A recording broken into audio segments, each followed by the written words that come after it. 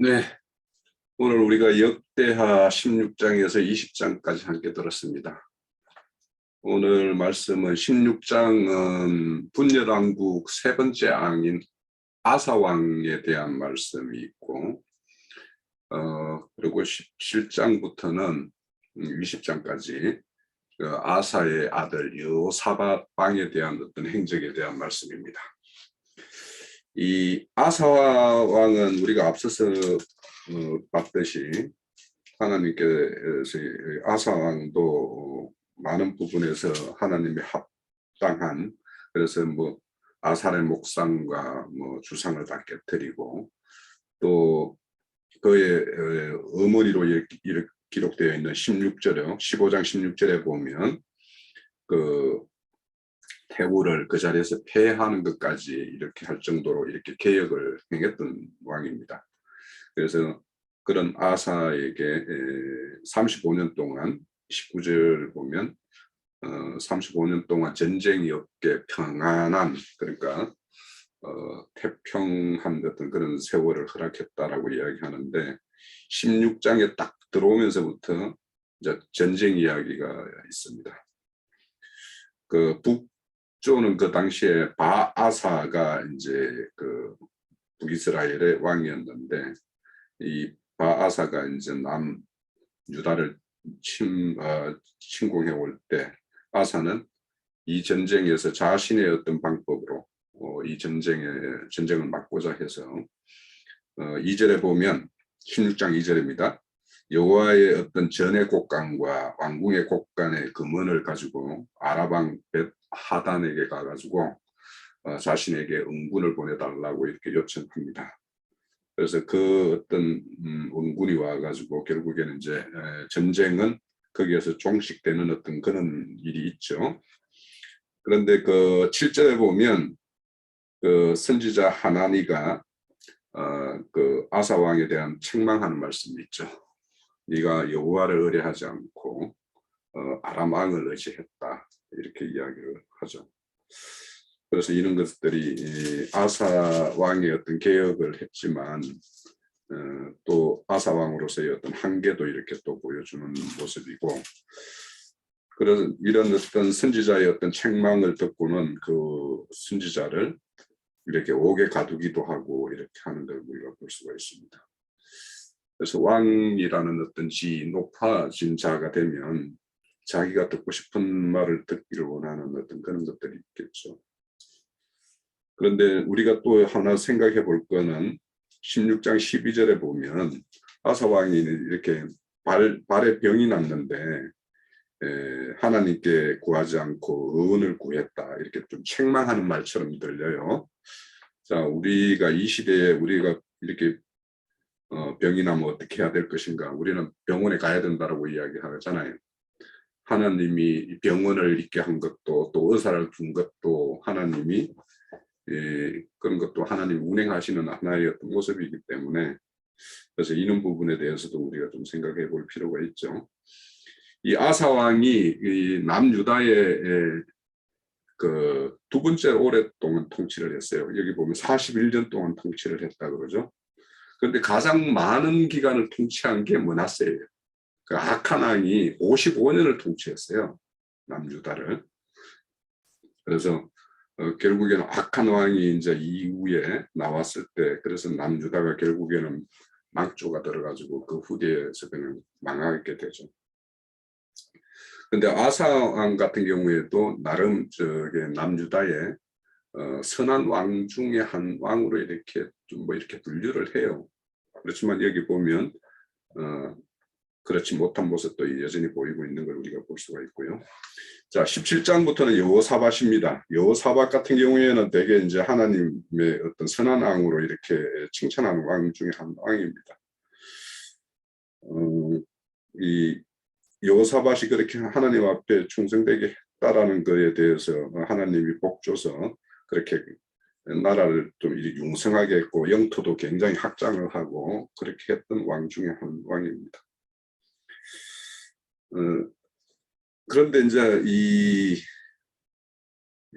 17장에 보면은 그래서 이제 큰 군대를 이룬 그 남유다의 모습을 이렇게 큰 군대 장들에 대한 어떤 소개가 그 13절에서부터 쭉 이렇게 내려옵니다. 그래서 여호사밧이 국가적으로 외형적으로는 굉장히 이렇게 큰 웅성한 나라를 이루었다라는 것이 이렇게 기록되어 있는데 문제는 이제 18장부터입니다. 18장 1절에 보면 여호사밧이 부귀와 영광을 크게 떨쳤고 이것까지는 참 탓할 수 없는 것이지만 아합 가문과 혼인을 맺어요. 자기 아들 여호람을 북이스라엘 아합의 딸 아달랴 이세벨의 딸 아달랴하고 혼인을 하는 게 딱 맺어지거든요. 자, 여기서부터 이제 남유다가 큰 이제 문제가 되죠. 그런데 이제 그렇게 그 이제 사돈지간이 되니까 그렇게 북이스라엘을 방문을 했던 모양이죠. 그러니까 아합 왕이 같이 길리앗 라못을 함께 치러 가자 이렇게 제안을 하는 것에 대해서 그럼 하나님 뜻이 어떤 뜻에 있는가 이렇게 묻는 모습이 이제 또 여호사밧의 어떤 모습과 아합 왕과 약간 대조를 이루고 있죠.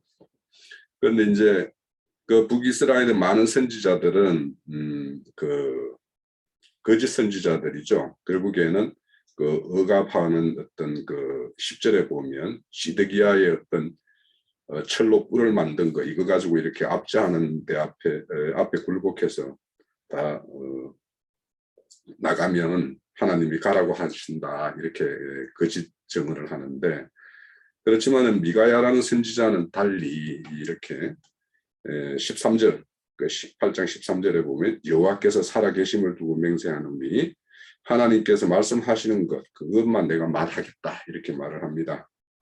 그래서 그 결론은 뭐냐 16절입니다. 그렇게 하게 되면 온 이스라엘이 목자 없는 양같이 흩어질 것이다. 그러니까 전쟁에서 너희들을 피할 수밖에 없을 것이다. 이렇게 말씀하는 거죠. 그렇게 미가야 선지자의 말을 들었을 때 그 아합 왕은 저 선지자는 나에게 좋은 예언을 하지 않는다 이렇게 이야기를 합니다. 그러니까 자기는 길리앗 라못을 치러 가고 싶은데 가지 말으라고 하니까 나한테 좋은 예언을 하지 않는다 이렇게 이야기하죠. 그러니까 악한 사람은 자기 뜻과 똑같은 말을 해주면 좋은 것이고 자기 뜻과 이렇게 배치되는 이야기를 하면 좋지 않은 그런 어떤 평가를 하는 걸 볼 수가 있죠. 그런데 이제 이렇게 된 과정을 이렇게 보면 18절부터 쭉 이야기가 전개되는 걸 보면 하나님이 아합 왕을 죽이기로 작정을 했기 때문에 거짓 영을 이렇게 역사하게 해가지고 깨죠. 그러니까 결국에는 깬 것이 뭐냐 거짓 선지자들을 다 깨었고 그 거짓 선지자들을 이렇게 왕이 듣기 좋아하는 말을 하도록 한 그 시드기야라는 사람이 있었죠. 10절에 그런 사람들이 이렇게 활동할 수 있도록 함으로 인해 가지고 결국에는 왕이 그런 거짓 선지자들의 말을 듣고 이렇게 길리앗 라못을 치러 갑니다. 치러 가면서 옳은 하나님의 어떤 뜻을 온전히 전한 그 미가야 선지자는 옥에 갇히게 되죠. 26절에 보면. 그리고는 내가 돌아올 때까지 고난의 떡과 고난의 물을 먹게 하라 이렇게 말합니다. 그러니까 하나님의 어떤 참 선지자는 어쩌면 옥에 갇히는 거나 고난의 떡과 고난의 물을 먹는 것은 어쩌면 필연이다라고 이렇게 볼 수도 있겠죠. 그런데 이제 아합 왕이 장깨를 부립니다. 자신은 이제 평상 일반 군병의 옷을 입었던 것 같고 자기의 그 왕복은 오히려 여호사밧에게 이렇게 있게 했는데 그런 어떤 장깨를 하나님의 영이 그 군병들의 어떤 그런 군병들의 어떤 감동을 시켜가지고 그렇게 못하게 왕을 치지 못하게 함으로 인해 가지고 그래서 여호사밧은 이렇게 살게 되는데 그런데 보면 33절에 보면 우연히 한 사람이 활을 쐈는데 그것이 아합 왕이 만든 어떤 이런 일이 있죠. 그러니까 하나님이 작정하고 이렇게 진행하는 일은 아하방을 죽게 하기 위해서 이렇게 작정하니까 그 하나님은 필연적으로 작정을 하셨는데 우리 인간사의 내용으로 보면 우연히 이렇게 된 것처럼 이렇게 비춰지죠. 자, 19장입니다. 19장에는 그렇게 북왕조 아합하고 이렇게 동조를 했던 그 여호사밧 왕에 대해서 선지자가 책망하는 말씀입니다. 그래서 어떻게 악한 자를 돕고 여호와를 미워하는 자를 사랑하는 것이 옳으냐 이렇게 책망을 하죠. 하나니아 선지자가 그렇게 여호사밧을 책망을 합니다. 그렇지만 이제 왕이 선한 일도 있고 해서 돌이키는 어떤 그런 기회를 이렇게 부여하는 걸 볼 수가 있는데 여호사밧이 그때부터 이제 개혁적인 어떤 그 활동을 하는데 우선은 그 부엘세바부터 에브라임 산지까지 민간인을 돌아다니면서 그들을 하나님께 이렇게 돌아오게 했다라고 사절이 기록하고 있고 또 6절에 보면 모든 성읍마다 재판관들을 이렇게 두어서 하나님의 어떤 뜻대로 이렇게 재판을 하게끔 그래서 불의도 또 치부침으로 뇌물 받으면서 재판하지 않게 이렇게 했다라고 그렇게 선행을 기록하고 있습니다. 그리고는 또 레위인과 제사장과 족장들을 세워서 그 하나님의 율법을 이렇게 가르치는 일에 이렇게 열심을 냈다라고 이렇게 기록을 또 하고 있고요. 그러면서 그 재판을 할 때 항상 여호와께 범죄치 않게 또 너희 형제들을 형제들이 서로 진노하지 않게 이렇게 하도록 그렇게 권면을 했다라고 이렇게 기록을 하고 있고요. 그리고 여호와께 속한 이런 대제사장에게 왕에 속한 자는 그 유다 지파에 속한 가장 큰 어른에게 이렇게 맡겨서 이렇게 분담을 해서 이렇게 일을 담당할 수 있도록 그렇게 관리 체계를 수립했다라고 기록을 하고 있습니다. 자, 20장에는 이제 여호사밧이 이 아람과 이렇게 전쟁 관련된 이야기인데 그 전쟁의 어떤 그런 그 힘으로서는 아랍에게 대적할 수 없는 어떤 상황이었던 것 같아요. 그래서 여호사밧과 남유다가 다 하나님께 이렇게 금식하면서 간구했다라고 합니다. 그 간구하는 내용을 보면 6절에 있죠. 하늘의 하나님 또 모든 나라를 다스리시는 하나님 손에 건세와 능력이 있는 그 하나님께 이렇게 자신의 어떤 도움을 간구하는 그래서 하나님을 온전히 인정하고 하나님께 도움을 간구하는 모습을 볼 수가 있고요. 또 그 간구할 때 항상 뭐냐 하면 그 조상 아브라함에게 약속했던 언약을 이렇게 앞세워서 이렇게 간구하는 것을 볼 수가 있어요. 그래서 하나님은 하나님 당신께서 하신 그 언약을 앞세우면 약해지죠. 하나님이 약속했잖아요. 그렇게 하면 하나님이 약한 모습을 보이는 것을 우리가 많은 성경 말씀에서 볼 수가 있어요. 그래서 하나님은 항상 당신의 어떤 언약을 앞세운 그래서 하나님의 어떤 이름을 위해서 이렇게 일하시는 여러 모습들을 볼 수가 있습니다. 또 그 과거에 이제 그 요단 동편으로 해서 이제 이 서편 가나안 땅으로 들어올 때 모세의 인도에 따라올 때 그 암몬이나 모압 이런 형제 나라에 대해서 하나님이 그들을 예우하고 그들을 치지 말라고 했죠. 그렇게 했었는데 지금 와서는 오히려 이들이 자신들을 치러 오는 것에 대해서 하나님께 이렇게 고발하는 내용이 이렇게 기도 내용이 들어있죠. 그런데 이제 그때 그 기도에 대해서 15절에 보면 야하시엘이라는 사람에게 하나님의 감동이 주어져서 너희들은 이 전쟁에 대해서 두려워하지도 말고 이 전쟁은 하나님에게 속한 것이다 라고 15절에 말하고 있습니다. 그런데 그 항상 전쟁에서의 어떤 두려움이라는 거 전쟁이라는 건 두려운 일이죠. 사실은 두려운 일인데 근데 전쟁은 피할 수 없는 전쟁이라면 이 두려움을 가지고 전쟁을 하게 되면 필패가 되겠죠.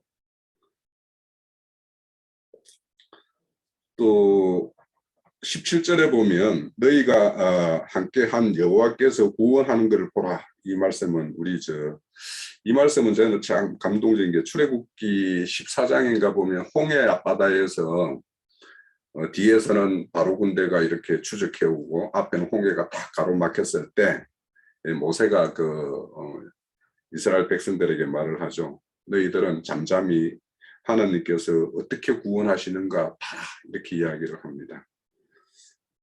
지금 그 말씀이 똑같은 말씀이 반복됩니다. 17절입니다. 그리고 놀라지 말고 그들에 맞서라. 이렇게 이야기하죠. 여호와께서 함께 하시리라. 자, 그러면서 20절에 보면 여호와를 신뢰하라. 견고히 서라. 이렇게 이야기합니다. 그래서 우리가 믿는다라면 그 믿음에 따라서 이렇게 견고히 서는 것이 중요하죠. 맞서는 것이.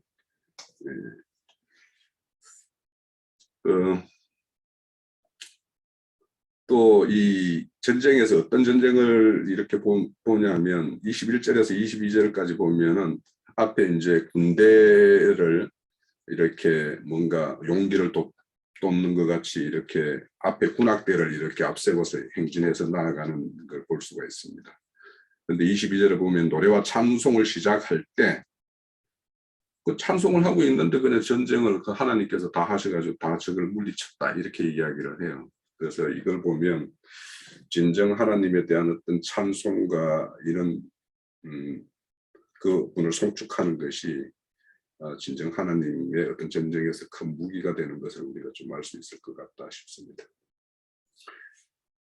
자, 이 전쟁에서 여호사밧과 그에 속한 자들은 3일을 이렇게 거두어들이도 부족할 만큼 이 노량물을 이렇게 얻었다라고 이야기를 합니다.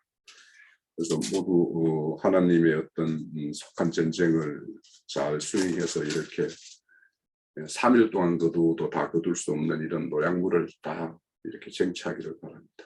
자, 제 이야기는 요걸로 마치고요.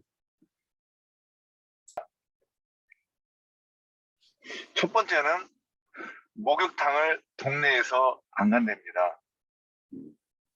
참 알맹이로 이렇게 서로 눈 마주치면 그 거룩하지 못한 그 모습 때문에 실망할까봐 자기 동네에 목욕탕을 안 간다. 그 우리 동네에 온 다른 목사님들하고 있다가 제가 그 얘기한 거고, 그 다음에 목사가 병이 들으면 교인들이 시험을 든답니다. 이게 병이 들으면 그러면 이제 그 다음에 병이 들으면 또 참 이게 고민이 많을 것 같아요. 이제 금방 홍 의장님 얘기하신 것처럼 이게 병원에 가는 게 맞는가, 안 가는 게 맞는가? 저는 당연히 가야죠. 근데 당연히 가야 되는데 왜 가야 되느냐?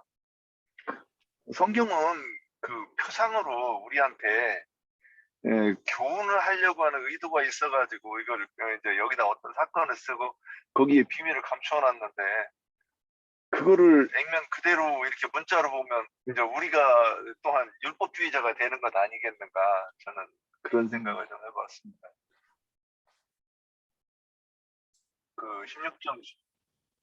16장 14절에 보면 그게 좀 눈에 보이는 부분이 다윗성에 자기를 위하여 파두었던 묘실에 무리가 장사하되 그의 시체를 법대로 만든 각향 향 재료를 가득히 채운 상에 두고 또 그것을 위하여 많이 분향하였더라. 근데 여기서 이게 죽은 시신을 놓고 분향하였다는 얘기인가?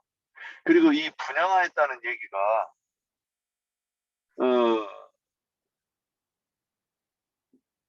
이게 그 분향하였다는 얘기가 우상 숭배하였다는 얘기를 하는 것인가, 이렇게 좀 그렇게 보았습니다. 그래서 이게 그 얘기인가, 아니면 그냥 우리가 장례식 치를 때 우리도 이 향을 올리는 것처럼 그것을 얘기했다는 것인가? 많이 분향하였더라 하니까 이게 갑자기 이게 다른 뜻인가 하고 이렇게 본 부분이 있는데, 이 부분 혹시 아시는 분이 있으면. 이렇게 나와요. 네.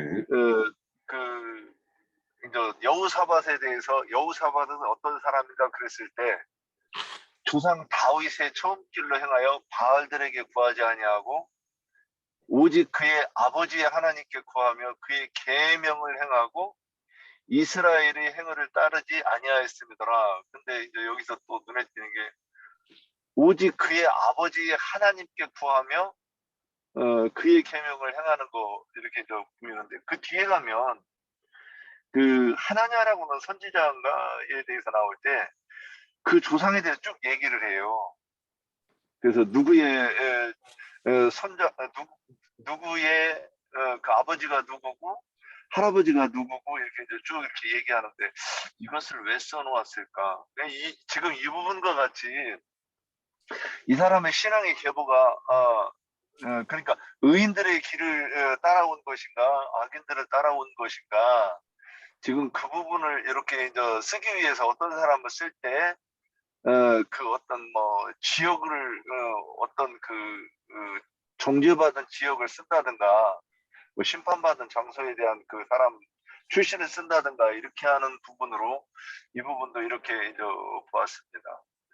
근데 그게 그렇게 보면 맞는가, 그 생각하면서 봤습니다. 우리 형제들이 좀 많이 참여하고 이렇게 좀 많이 추구하고 그랬으면 좀 좋겠는데, 그게 좀 역량이 거기까지 미치지 못해서 그러는지 나는 잘 파악을 못하겠네. 오늘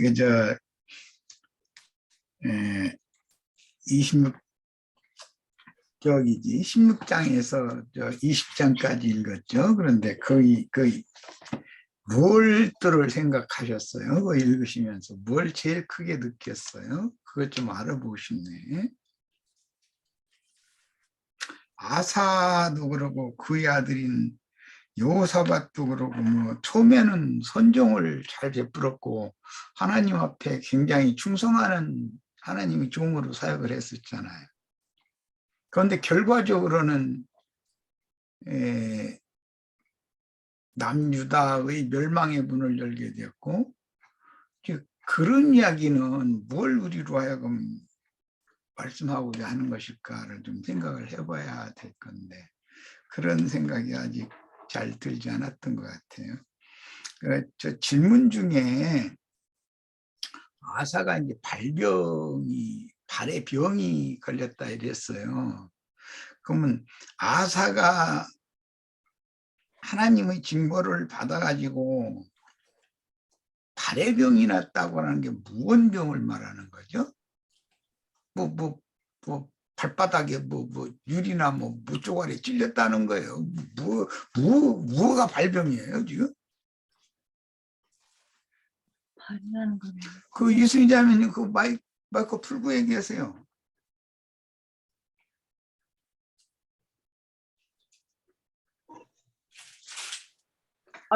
제가 보기에는 하나님의 뜻을 제대로 읽지 못해서 하나님의 뜻과는 다르게 정치나 이 복음을 잘못 전하지 않았나. 그래서 이게 뭐 육신적인 병이 아니고 하나님께로부터 받은 징벌이 아닌가. 근데 그걸 주님께로 돌이키지 않고 사람인 의원에게 갔다는 것 자체가 교만성이 그러지 않았나 봐요. 아주 여선지자가 나왔네. 그런 것을 파악해서 읽어야 돼요. 아사왕은 선종을 베푼 사람, 그 몇 손가락에 들어갈 수 있을 만큼 선종을 베푼 왕이었잖아요. 그런데 충성된 종인데 그가 강성해지고 뭐가 잘 되면 고인도 모르게 지금 교만해져 가지고 하나님을 섬기던 처음 순수하고 깨끗하던 그런 사람이 아니라 모든 여건이 좋아지고 나니까 독선적인 사람이 됐다 이런 말이에요. 그래서 제 길로 가는 사람이 됐다. 이제 누구 말도 안 들으려고 그러는 거예요. 하나님 보고도 안 물어보는 거예요. 자꾸. 그렇게 되면 앞에서 처음 시작에 아무리 충성을 다했고 하나님의 도움도 받았고 다 했을지라도 뒤로 물러가서 침륜에 빠지는 믿음이라면은 이것은 그 인생의 결말, 신앙의 결과가 얼마나 중요하냐 이걸 보여주는 그림이 아사왕과 여호사밧이에요. 여호사밧도 그 아사의 아들 여호사밧도 그 하나님을 섬기는 일에 충성을 다했고 정치를 잘한 사람이잖아요. 그런데 결과적으로는 북이스라엘 아합하고 북이스라엘 아합과 손을 잡았고 결과적으로는 하나님이 그를 징벌해 버렸단 말이에요. 그러면 이게 다 두 왕은 선종을 베푼 왕인데 그 순수한 처음 그 믿음을 끝까지 지키지 못하고 뒤로 물러가서 침륜에 빠지는 결과의 신앙으로 인생을 마쳤다라는 말이니까 우리에게 얼마나 큰 경고겠어요. 여호사밧은 돌이켰죠. 나중에는. 여호사밧도 마찬가지예요. 우리 저 김자매는 돌이켰다고 그러는데 이걸 지금 여기 쭉 내용은 길게 남조와 북조 그다음에 그 당시 북조를 에워싸고 있는 나라는 강대국은 지금은 아람인데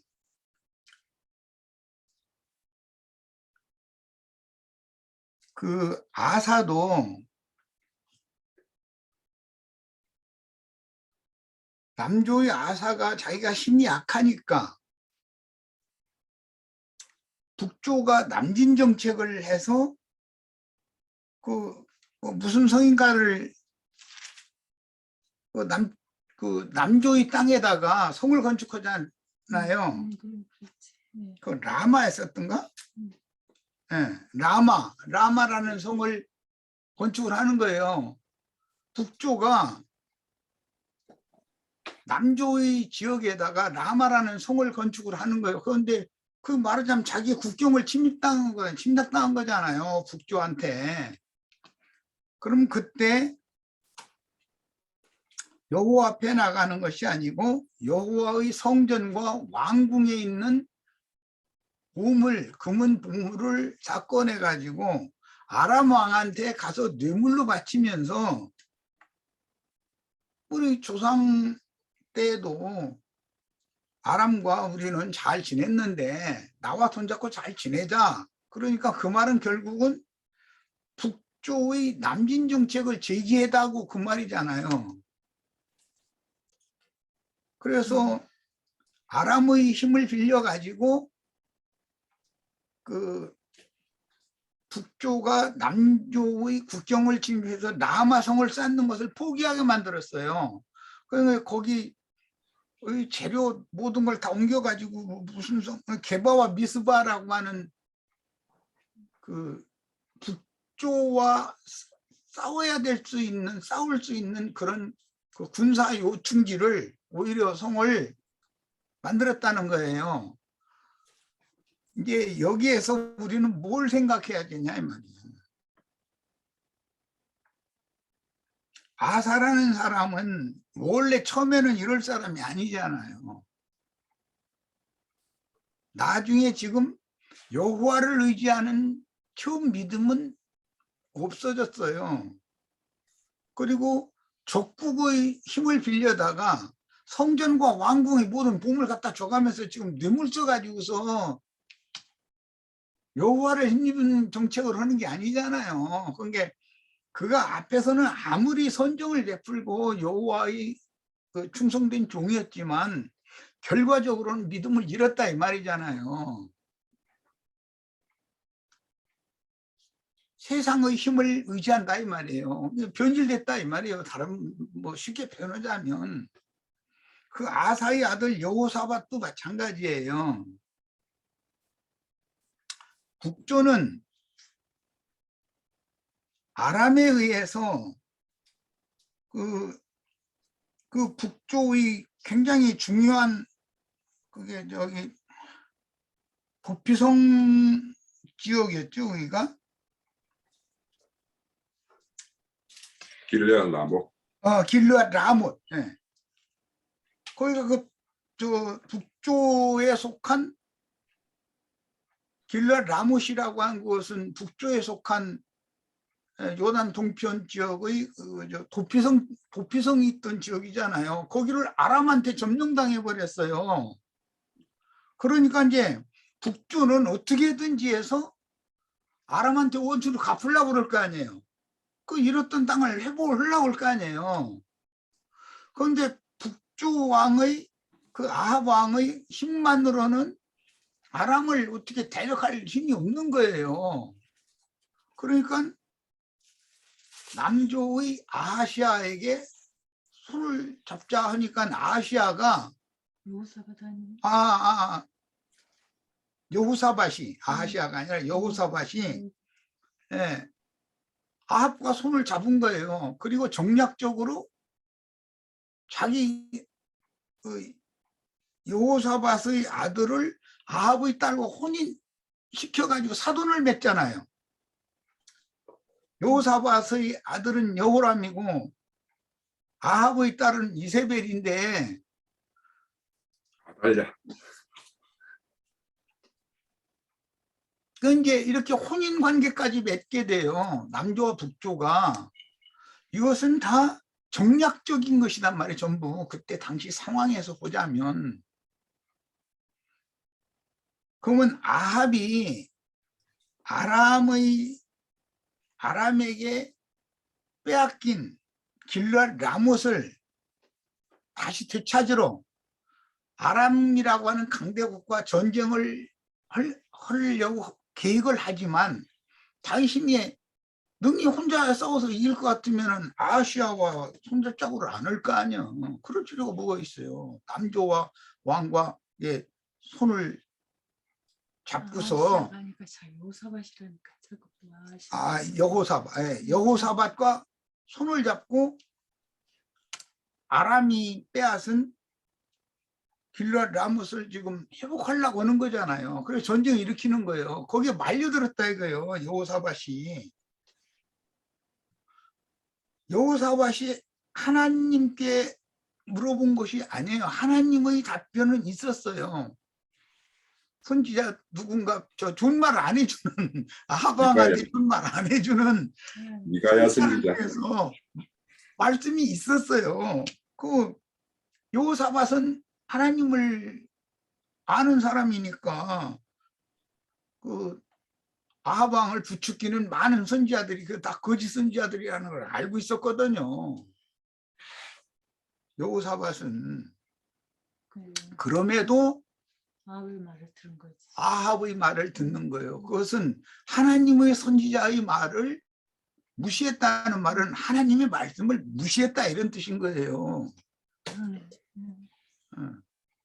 그래서 이제 전쟁을 하러 갔어요. 그런데 아합은 쥐새끼 같은 놈이라 이게 흉민옷 입고 왕복을 입고서 전장터에 있으면 지가 활 맞아 죽을 게 뻔하잖아요. 자기가 공격당할 게 뻔하잖아요. 그러니까 자기는 평민복을 입고 남유다를 이번 전쟁을 통해서 손도 대지 않고 뭐 코를 풀려고 한다 뭐 이런 표현을 세상에서는 그러는데 아람을 통해서 남유다를 멸망시키고 자기의 그 야망을 떨치고자 하는 거예요. 아합이라는 사람이 미련한 사람이 아니에요. 쥐새끼같이 약한 사람이지. 그런데 거기에 말려들었다 이거예요. 하나님께 물어봤으면 말려들을 일이 뭐 있겠어요. 그런데 하나님께 물어보지 않고 아합과 손을 잡았고 사돈관계까지 맺고 이렇게 됐으니까 그냥 그리고 아합이- 전장터에서 아합은 죽었는데 자기는 멀쩡히 살아가지고 왔잖아요, 지금. 그때부터 생각이 바뀐 거지. 예. 이렇게 뭔가가 잘 되는 거 싶으면 그게 굉장히 위험한 거단 말이에요. 자기 생각에는 잘 된 것 같지만 하나님이 보실 때 이게 가만 놔두면 안 되게 생긴 아주 이게 변질된 종이잖아요. 그때부터는 항상 여호와께 물었어요. 그래서 유다 왕 마지막에 이제 말년에 뭐라고 돼 있냐면 20장 마지막에 보면 유다 왕 여호사밧이 나중에는 이스라엘 아하시아와 교제를 했는데 아하시아는 심히 악을 행하는 자였다. 심히 악을 행하는 자들과도 계속 좋은 관계를 유지했다는 거예요. 두 왕이 서로 연합하고 배를 만들어서 이제 외국으로 이제 장사까지 다시스로 이제 선척을 띄우는 이제 그 일도 같이 했다는 거예요. 그러면 술수에 능한 사람과 손잡고 합자 장사하면은 장사해서 이득이 가령 났다고 봅시다. 누구 수중으로 그 이득 난 것이 다 가버리고 나는 빈털털이 될 것 같아요? 이런 것을 지금 말하고자 하는 것이 성경이다 이 말이에요. 그런데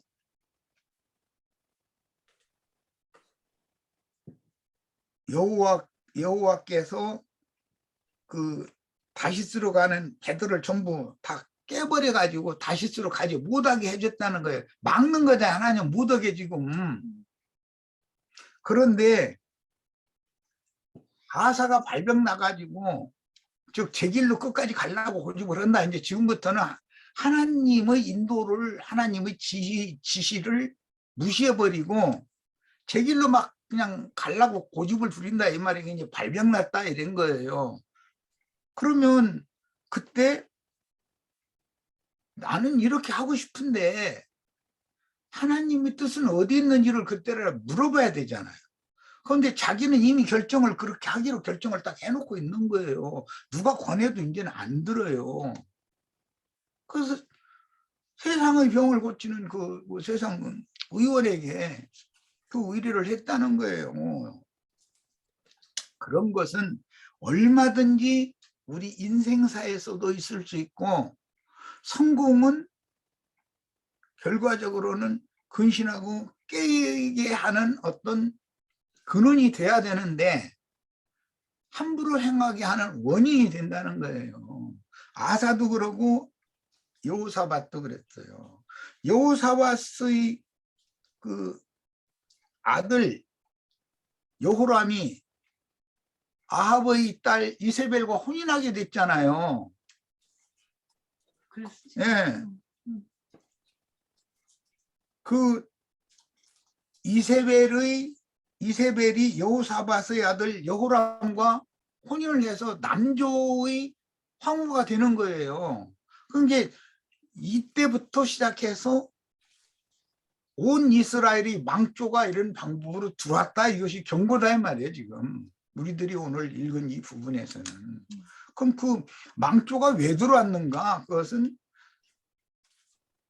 하나님 앞에 충성을 할 때 강건하게 나라를 강력한 그런 권세 있는 나라로 세워주고 나니까 이제는 눈에 뵈는 것이 없는 거예요. 이렇게 하니까 그런 사이에 이 왕들은 뭔가 잘 되는 것 같지만 지금 조그만 그 물고가 쥐구멍이나 뭐 뱀구멍이나 이런 것들이 큰 방죽이나 뭐 이런 그 구멍이 지금 이렇게 뚫리기 시작했다는 말이거든요. 이게 얼마나 중요한 말인가 한번 생각을 꼭 우리가 해봐야 되겠어요. 이제 히브리서에서는 내가 말이 좀 어눌한데 히브리서 10장 37절로 39절 읽고 마치겠습니다. 나는 오늘 말씀을 읽으면서 그것을 딱 생각하면서 이게 정말 어마어마한 경고다.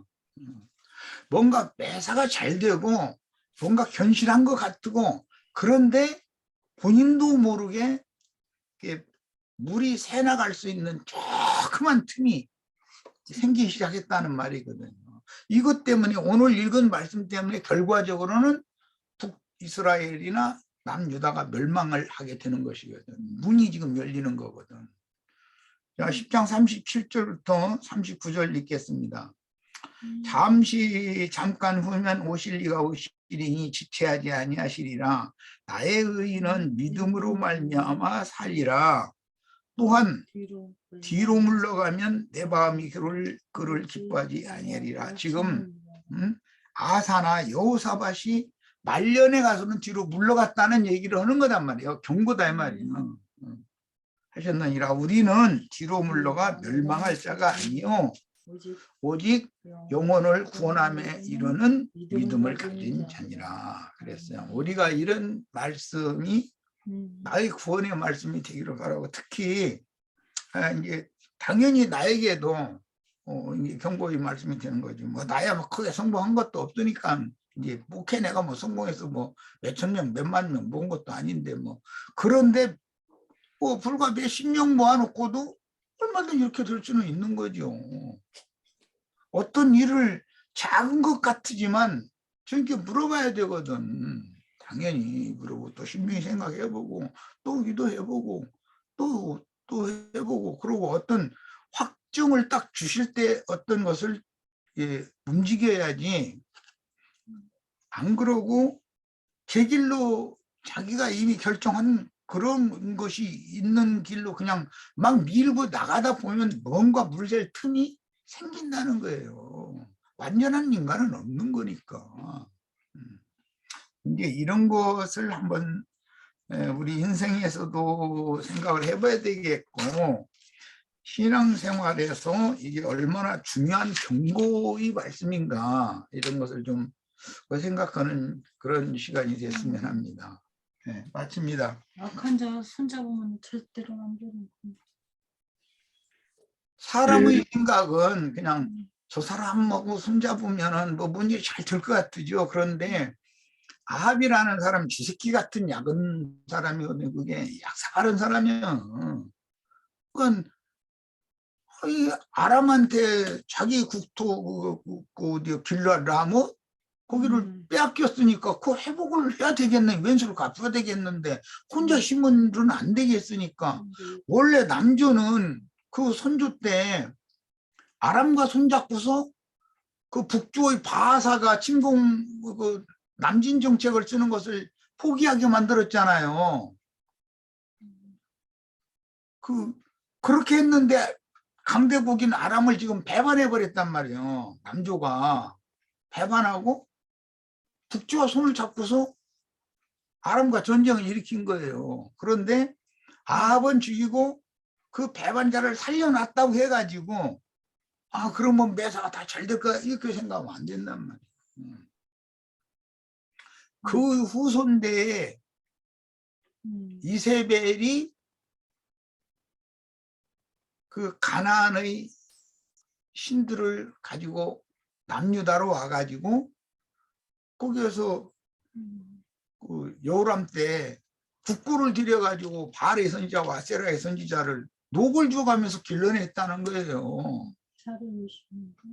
그게 이세벨의 교훈이라는 거잖아요. 음녀 이세벨의 교훈. 이래가지고서 타락이 들어왔다는 거예요. 남유다까지도. 그게 이제 결과적으로는 발람의 교훈, 니골라 당의 교훈이다 이제 이렇게 답이 나와 있는데, 이런 그 문이 열리는 것을 한번 생각을 해봐야 돼요. 혹시 뭐 우리 형제님들 또 자매님들도 마찬가지고 나도 마찬가지고,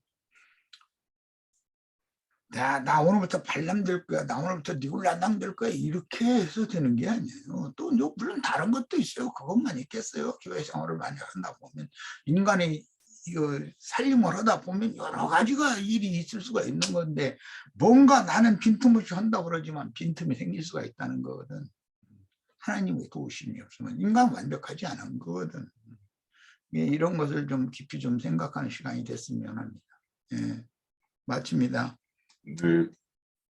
자, 우리 형제님 주신 말씀 다 명심하도록 하고, 저는 그 20장 역대 20장 22절에서 23절에 보면 그 여호사밧과 암몬과 모압과 세일 그 연합군하고의 이제 전쟁인데 여기 보면 복병을 두어 유다를 쳤다라고 이야기해요, 여호와께서. 그런데 이제 실질적으로 여호와께서 어떤 복병을 두었길래 서로 연합군이 암몬과 모압이 세일 주민을 치고 또 그 세일 주민을 친 다음에는 암몬과 모압이 서로 쳐서 죽이게끔 했다 이렇게 되어 있어요. 그래서 이제 이거를 보면서 저는 이제 그렇게 생각이 되어져요. 아, 하나님이 복병이라고 하는 것은 이 연합군이 서로 반목하게 하는 어떤 그런 뭐 소문을 냈다든지 뭐 서로의 어떤 그런 서로를 신뢰하지 못하게 하는 그런 뭔가를 이렇게 함으로 인해서 연합군이 연합이 안 되고 이렇게 깨어져서 전쟁도 치러보지 못하고 이렇게 진 이런 것이 아닌가. 그래서 이제 그 하나님 손에 의해서 멸망당하는 자들이 어떤 식으로 멸망을 당하는 모습일까 이런 생각을 이제 봤어요. 그래서 여기에서 하나님이 무슨 복병을 진짜 군사를 누군가 하나님 하늘 군대 뭐 천사 군대나 뭐 미가엘 천사 군대를 두어서 이렇게 했을 수도 있겠지만 그 어떤 연합군들의 어떤 서로가 쳐 죽이게 했다라는 이 말들을 보면서 결국에는 우리가 이렇게 망조가 된 사람들을 보면 서로가 이렇게 신뢰하지 못하고 믿지 못했을 때 이렇게 망조가 되는 것과 같이 지금 하나님에 의해서 손에 다스림을 받는 그 암몬과 모압과 세일 산의 주민들이 그런 모양이다. 그래서 우리 이제 어떤 그 교회가 타락하고 교회가 이 하나님에게 이렇게 침을 당하는 어떤 그런 교회들은 결국에는 이렇게 뭐 당이 지어서 막 이렇게 서로 깨어지고 막 이렇게 하는 걸로 이렇게 나타나듯이 이런 것을 말하는 것인가 이렇게 이제 생각을 해봤어요. 그리고는 이제 그 밑에 보면 27절에 보면 이제 여기 참 그 적군을 이김으로써 즐거워하면서 이렇게 돌아왔다라고 이야기를 해요. 그 저도 이제 좀 변한 게 뭐 어떤 게 있냐면 예전에 스포츠를 이렇게 저는 좋아해요. 보는 것들을 좋아하는데 집에는 내가 이제 이렇게 응원하는 팀이 있잖아요. 그럼 옛날에는 지면은 막 지는 것을 보면 안타까워하면서 막 이렇게 보고 막 이렇게 하고 이기면은 이제 즐겁게 보고 이렇죠. 그러면 끝까지 보는데 요즘에는 지는 거는 보기가 싫은 거예요. 그래서 딱 이거는 게임이 끝났다, 이건 안 되는 거다 싶으면 저는 딱 채널을 돌리든지 꺼버리거든요. 그래서 참 예전에는 이제 그랬는데 지금은 지는 게 되게 싫어요. 이런 어떤 거에 뭔가 작은 거에서도. 그래서 우리가 이기는 방법은 우리가 알고 있잖아요. 지금 여기에 보면 이 성경 말씀에서 쭉 보면 하나님을 의지하고 하나님의 어떤 의해서 간구함으로 이렇게 얻는 도움에 의해서 이기는 걸 우리가 알고 있으니까 그러니까 이기기 위해서 우리가 지지 않기 위해서 그러면 이기는 게 좋잖아요. 여기 즐겁다고 그러잖아요. 그러면 우리가 이기기 위해서 뭘 해야 되고 해야 되는 우리는 방법은 다 알고 있어요.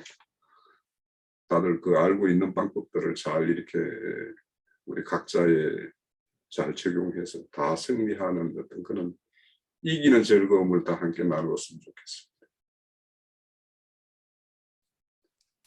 이제 그렇게 이제 본 것은 뭐 무리는 아니고 그것도 합당한 이제 그 관점인데 이 그 부분은 우리가 누구와 연합할 거냐 이거야. 누구와. 에돔과 암몬과 모압이 연합해 가지고 남유다를 공격했잖아요. 갑자기 지금 네. 아람과의 전쟁을 해서 아합은 죽고 그 남유다 왕은 여호사밧은 살아왔거든. 그런데 갑작스럽게 살아온 여호사밧의 나라를 에돔과 암몬과 모압, 즉 그러니까 에서 족속과 룻 족속이 연합을 해가지고 유다를 공격을 해요. 그러면 유다 왕과 유다의 제사장과 유다의 선지자들은 여호와와 연합을 해서 대항을 한 얘기예요. 그랬더니 여호와께서 전쟁을 해서 누구와 연합하느냐에 따라서 여호와께서 이겨줬다 이 얘기예요. 예. 그 저희끼리 뭐 그 에돔 족속과 암몬 모압 족속이 이게 연합군인데 그 이제 무언가 때문에 틀어졌겠죠. 그 저희끼리 싸워가지고 다 지금 망한 얘기예요. 네, 이런 얘기는 이게 이제 하나님의 거룩한 성전이라고 그러는데 우리가 항상 성경이 경고하는 바는 누구와 연합을 할 거냐, 내가 우리 교회가 누구와 연합을 할 거냐 이런 것도 하나의 그 경고 말씀이다 이렇게 받는 것이 좋아요. 네. 자, 오늘 우리에게 형제님 두 가지 말씀을 줬습니다. 잘 될 때 조심해라. 그리고 승리는 하나님과 연합하는 데 있다. 자, 그러니까 앞으로 네, 예, 저도 조금 짧게 얘기하겠습니다. 누가복음 18장 그 어제서부터 좀 꽂힌 부분인데요. 누가복음 18장.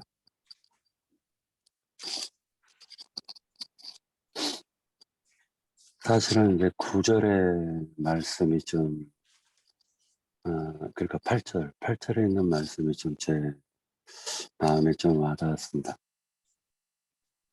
뭐냐면은 어떤 과부가 있습니다. 그쪽에 그 한 재판장이 있는데 그 과부가 억울한 일을 당했어요.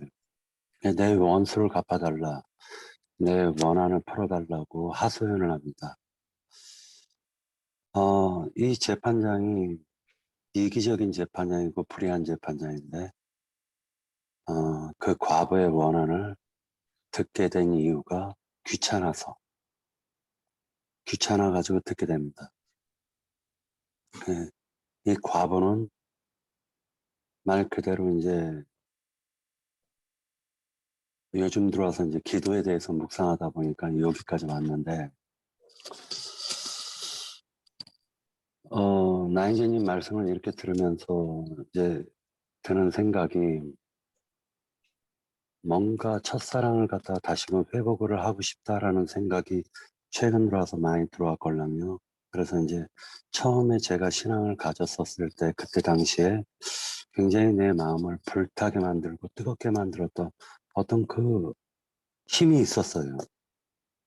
근데 요즘 들어가지고 사람들과 대화를 나누다 보면 매가리가 없어요. 제가 제 자신이 조금 잘난 척하면은 교만하다라고 책망받을 것 같고, 조금 떠들면은 또 안다고 책망받을 것 같고, 그러다 보니까 자신감이 하나도 없는 거예요. 사람들 만나면은 이런 사람들이 이런 고민을 얘기하면 뭐 그렇지 뭐 하고 이제 되도록이면은 분쟁이나 다툼을 안 하려고 많이 노력을 합니다. 또 어떤 사람의 얘기로는 나영재님이 있었을 때 말하는 거하고 자기와 말하는 게 왜 다르냐라고 들은 경우도 있어요. 그러니까 여러 가지 생각들을 많이 하게 된다. 그럼 내가 위선적인 사람인가? 그건 아닌 것 같은데 라는 생각도 들게 되고,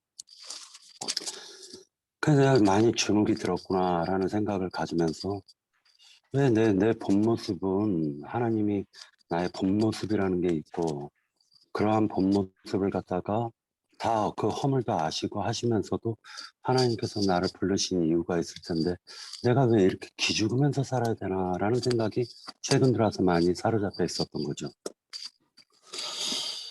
그러다가 이제 누가복음 18장 8절에 있는 말씀을 보면서 그 생각을 가졌습니다. 처음에는 이 말이 꽂혔어요. 내가 너에게 이르노니 속히 그 원한을 풀어주시리라. 그러나 인자가 올 때 세상에서 믿음을 보겠느냐 하시니라. 아니, 예수님이 오셔가지고 세상에서 믿음을 보지 않는다? 이게 무슨 말이야? 라는 생각을 해봤습니다. 그래서 여러 가지 성경 해석본을 갖다 다시 한번 찾아보았습니다. 이게 제대로 된 해석인가? 라는 생각도 해봤습니다. 그리고 18장을 갖다가 묵상을 해봤어요. 그 과부가 대체 어떠한 원한을 갖다 풀어달라고 했을까? 그 생각을 하게 되었죠. 11절, 10절에 보면은 이어가는 말씀이 있습니다. 9절에서 또 자기를 의롭다고 믿고 다른 사람을 멸시하는 자들에게 이 비유로 말씀하셨다라고 하는데 두 사람이 나와요. 바리새인과 세리. 예수님께서 오셨을 때 바리새인이 득세하고 있었습니다. 그들은 말 그대로 하나님을 열심히 믿어왔던 사람들이죠. 그런데 예수님은 바리새인들에게 믿음을 보지 못했습니다. 오히려 한 사람, 오히려 하나는 세리라, 그 세리에게 믿음을 보게 되었습니다. 그 세리는 결코 세리로 살고 싶은 마음이 하나도 없었어요. 그 세리는 바리새인들처럼 육신적으로라도 거룩하게 살고 싶은 마음이 있었습니다. 오히려 창기나 세리는 자기가 지금 주어진 여건 속에서 해방받고 싶었던 간절함이 가득했다라는 거죠. 그런데 하나님께서는 그 창기를 갖다 창기에서 해방시켜 주지 않았고 세리를 그 세리에서 해방시켜 주지 않았습니다. 바리새인들은 그 세리가 삥 뜯어갖고 온 거를 갖다가 통해 가지고 로마를 통해서 바리새인들도 이득을 보면서 살아왔던 자들이에요. 그럼에도 불구하고 국민들한테 존경을 받는 것은 바리새인들이었고 세리는 멸시당하고 천대를 받았다는 거죠. 그렇다면 하나님께서 의인을 갖다가 믿음을 보겠느냐라고 한 이 말씀은 그 뒤에서 이어지고 있는 말로 연결이 되고 있는 것이 아닐까라는 생각을 하게 되었습니다. 지금 내 자신이 하나님을 안다 하면서 혹시나 내가 남을 정죄하는 바리새인이 되어 있는 것은 아닐까라는 생각도 해보았습니다. 내 자신이 처음에 하나님을 영접했었을 때 내가 나의 모든 허물이 가림받고 용서받은 것에 대해서 감명하고 만세를 불렀던 적이 처음에 제가 신앙을 갖게 된 계기점이 아니었을까. 그리고 어떤 사람이든지 그 주 예수를 믿는 자는 누구든지 할 것 없이 용서를 받을 수 있다라는 그 희망으로 복음을 전했던 것이 아닐까. 그런데 왜 나는 지금 눈치를 보고 있을까? 내가 무엇이 어디서부터 잘못되었을까? 라는 생각을 하게 되었습니다. 11절에 보면 바리새인은 서로 서서 따로 기도하여 이르되 하나님이여 나는 다른 사람들 곧 도색불이 간음을 하는 자들과 같이 아니하고 이 세리와도 같이 아니함을 감사하나이다라고 얘기하고 있습니다. 바리새인은 훌륭한 신앙생활을 하고 있었습니다. 국민들한테 존경을 받고 있습니다. 누가 봤을 땐 바리새인의 믿음이 좋았지 실제로는 세리 믿음은 보잘것없이 보였던 것이죠. 세리는 오히려 죄만 드러났을 뿐입니다.